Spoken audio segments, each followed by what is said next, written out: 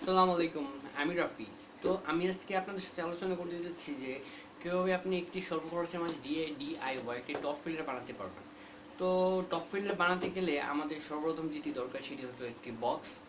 আমি এই বক্সটি সিলেক্ট করেছি। এই বক্সটি সিলেক্ট করার কারণ হচ্ছে এই বক্সটি আপনার আরএফএল এর বক্স। এই বক্সটি আপনার অনেক টপ ফিল্টারের মতোই, যেমন উচ্চতা তেমন লম্বা এমন প্রশস্ত, সব দিক দিয়ে একদম পারফেক্ট এই বক্সটি। তারপর বক্সের ভিতরে একটি নেট থাকার কারণে সেক্ষেত্রে আপনার ভিতরে যে আমি বায়োলজিক্যাল মিডিয়া দেন, মিডিয়া দেওয়ার পর আপনার সেটা কটনের সাথে মিশে যাবে না।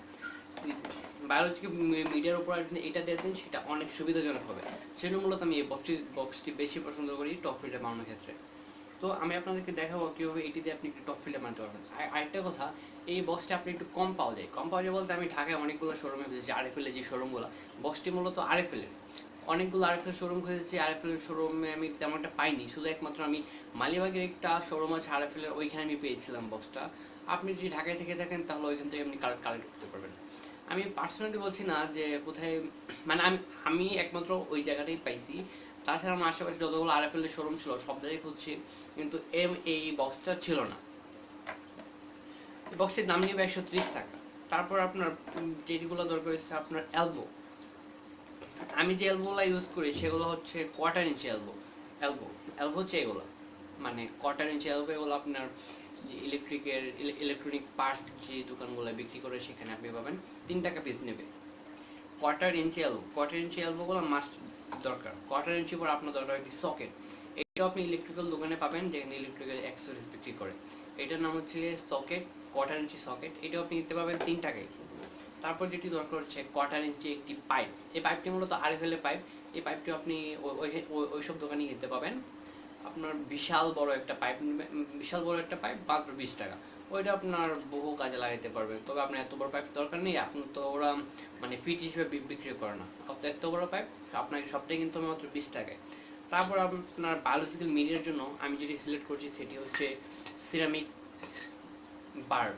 এই বারগুলো আপনার, আমি যতটুকু জানি যে মিডিয়া হিসেবে এই বারগুলো সবথেকে বেস্ট কাজ করে, সেজন্য আমি এই বারগুলো নিয়েছি। তারপর আপনার যেটি দরকার সেটি হচ্ছে পাওয়ার হেড। আমি মূলত আমার পিছনে যে ট্যাঙ্কি দেখতে পাচ্ছেন এটা আমি রিসেন্টলি বানিয়েছি। এটা এখনো আন্ডার কনস্ট্রাকশন আছে, এটা এখনো কাজ এখনো সম্পূর্ণ হয় নাই। এখন একটা আমার ফিল্টার চালু করা আছে পানি ক্লিন করার জন্য। তারপর এটার আমি কাজ শুরু করব, ইনশাল্লাহ কাজ শুরু করে দিতে পারবো। আর এটার জন্য আমি যে পাওয়ার হেডটা ইউজ করবো সেটি হচ্ছে এইটি। এটা হচ্ছে একটি রিসানের পাওয়ার হেড। এটা মূলত পাওয়ার ফিল্টারের। তবে রিসানের পাওয়ার ফিল্টারের সাথে যে সুবিধাটি সেটি হচ্ছে ওইটাতে আপনার ডিআইওয়াই টপ ফিল্টার অনেকগুলো অ্যাক্সেসরিজ দেওয়া থাকে। যেমন এটা দেওয়া ছিল, প্লাস এটাও দেওয়া ছিল। এটা এই দুইটা জিনিস ছাড়া মূলত আপনার ডিআইওয়াই টপ ফিল্টার বানানোটা অনেক সহজ হয়ে যায়। আপনার যদি এটা না থাকে, এটা মূলত আপনার 500 এলপিজি। এটা 500 এলপিজি, কারণ আমার পিছনের ট্যাঙ্কটা একটু ছোট, তো ওইটা আপনার 99 লিটার না কত লিটার, 99 না 87 লিটার মনে হয়, 87 to 86 হবে মনে হয়। সেজন্য আমি মূলত 500 এলপিএসটা নিয়েছি। আর তাছাড়া আপনি আরেকটা ইউজ করতে পারেন, সবুজ যে পাওয়ার হেডটা আছে 1200 পাওয়ার ফিল্টারটা, ওইটা আপনি ইউজ করতে পারবেন আপনার ওই ফিল্টার বানানোর ক্ষেত্রে। সেখানে রিসানে এখানে যেমন একটা ছাঁকনি দেওয়া হচ্ছে মাছগুলা যেন ভিতরে না যায়, আর এই ছাঁকনিটা অবশ্যই জরুরি। এটা ছাড়া যদি আপনি সেটা ইউজ করেন যে আপনার পাউডারটার ভিতরে যে কোনো ধরনের মাছ যে মরও যেতে পারে, সেজন্য আপনার জরুরি। আর এটা দিয়ে তো আপনি পাবেন না।